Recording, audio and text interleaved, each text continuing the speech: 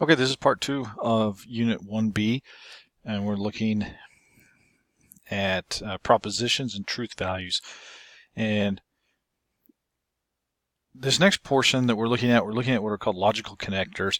And we have propositions that are often joined together with these logical connectors. And they're words such as and, or, and then also one of the big ones is the if-then statements. So first we're going to be looking at the and statement. And well, I guess, before I get ahead of myself, let's look at two propositions. And a lot of times, again, we'll call these P and Q. So the first proposition is the test was hard, and the second proposition is I got an A.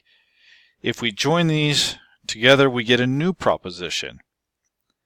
And so we can have, the test was hard and I got an A. We can join them with an or statement. We get the proposition the test was hard or I got an A. And although these statements do seem very familiar with how we speak in everyday life, we still have to analyze them carefully for their truth value, their validity. So first we're going to look at this idea of and statements. Okay, an and statement is called a conjunction. And when we look at the rules of logic, conjunctions P and Q, that is only true. So P and Q is only true if P and Q are both true. So in an and statement, both propositions have to be true in order for the new proposition with and to be true. And when we look at this, we create a truth table. Now notice down here, this truth table, oops, I don't know why we did that. Oh, it's because I didn't get my pen. So we look at down here. Here's our truth table. So I'm kind of jumping over the top of a little bit of stuff there. But this is how you would create this truth table. So what I've highlighted there in red, I'm just going to be separated in some columns. And then you do it in rows. So we've got the proposition P, we've got the proposition Q, and then the conjunction P and Q. And again, P and Q is only true when both P and Q are true. So notice the first one says, so like this first row right here, T, T, and T. That means that P is true, Q is true, therefore P and Q is true. So P and Q is dependent upon the values of P and Q listed in the first column. So if I were to jump down and look at this one here, P is false, Q is true, okay, then P and Q is going to be false because one of them is not true, and then if they're false and false, obviously you get false. True and false will be false also. So the only time that an and statement is true is when both are true. So if we look at an example here, okay, so the following statements have the form of P and Q. We want to state P and Q and then give their truth values. Then determine whether the conjunction, which is the and statement, is true or false and explain why. So 12 plus 6 equals 18 is our proposition P. 3 times 5 equals 8 is our proposition Q. Each of these have a truth value. So 12 plus 6 equals 18 is a true statement or true proposition. 3 times 5 equals 8 is false. So when we look at, kind of the and, when we look at the and together here, that's going to be false because the first proposition is true, the second is false, therefore the conjunction, the and statement, is false. Okay, another one of these logical connectors is the or statement. Okay, and the or statement can be a little bit more complicated. Okay. So there are a couple different meanings. So if a health insurance policy says that it covers hospitalization in case of illness or surgery, it probably means it covers either illness or injury or both. So That's what we call an inclusive or statement when it goes either or both. I guess there's that word, inclusive. However, in contrast, when you look, if we go to a restaurant and you have a choice between soup or salad, you're probably not going to be able to choose both soup and salad unless you pay for both. But if it says on the menu you get your choice of soup or salad, okay, you're only going to get one or the other, but not both. And this is what's called an exclusive or, meaning you get one or the other.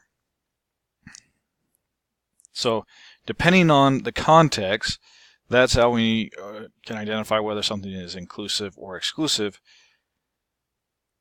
However, in logic, this is kind of a key thing here, we assume that or is inclusive unless we're told otherwise. So we do assume that it's either or both unless we are told otherwise. But let's just look at some examples of the differences between exclusive and inclusive here. So we want to state whether it is inclusive or exclusive in these three examples I've got here. So before the entree, you have your choice of soup or salad. Okay, and as we mentioned before, this is the exclusive because you get one or the other, but not both in soup or salad. Our next one, oil change is good for 5,000 miles or 3 months. Okay, this one is also exclusive. One of the reasons is because in very rare instances does that occur. And if you go to get your oil changed, very rarely, if you go at 3 months, are you exactly at 5,000 miles. So this is exclusive. Either you hit 5,000 miles or 3 months. And usually, if you go to get your oil changed, they'll tell you whichever one comes first. But this definitely is an exclusive proposition when we're looking at or. Okay, the last one, the insurance policy covers fire or theft. Okay, very safe to assume that this would be inclusive because I doubt an insurance policy is going to only cover fire or only cover theft. Usually your insurance policy is going to cover both of those. So that would be inclusive because it could be either or both. Okay. And let's see, just need to check my time here. We'll finish up or, and then we'll jump into the if-thens in the next video. So a compound statement with or is called a disjunction. Again, we always assume that the ors are inclusive. So for the disjunction, P or Q is true if either one or both of the propositions are true. Okay. And here's our truth table that we would have for this. So notice that there's a lot more in the end. We have a lot more trues occurring for P or Q than we did for P and Q. Because again, in a disjunction or with the or statements, only one or both have to be true in order for the disjunction to be a true statement. So the only time this is false is when P and Q are both false. Then one or the other, if they're both false, then the whole entirety, the whole disjunction is false. Okay, so if we look at an example, the following has the form of P or Q. So we want to determine which is P, which is Q, which are two propositions, and then determine whether the disjunction, the or statement, is true or false, and explain why. So we have 2 plus 2 equals 5. So there's 1. So we'll call that P. And 3 plus 3 is 7. We'll call that Q. Okay. Now the truth value for 2 plus 2 equals 5 is false. And the truth value of 3 plus 3 is also false. And so when we look at our or statement here, and we want, to determine whether this is true or false, we have false or false, and that implies false. So if we look at our truth table, okay, that's this scenario right here, false or false. So that gives us a false statement. Okay. So that's the OR case. Again, inclusive is what we always assume unless we are told otherwise on those. So the last thing you're going to look at is if-then, which is called conditional statements, and we will continue that in the next part of the video.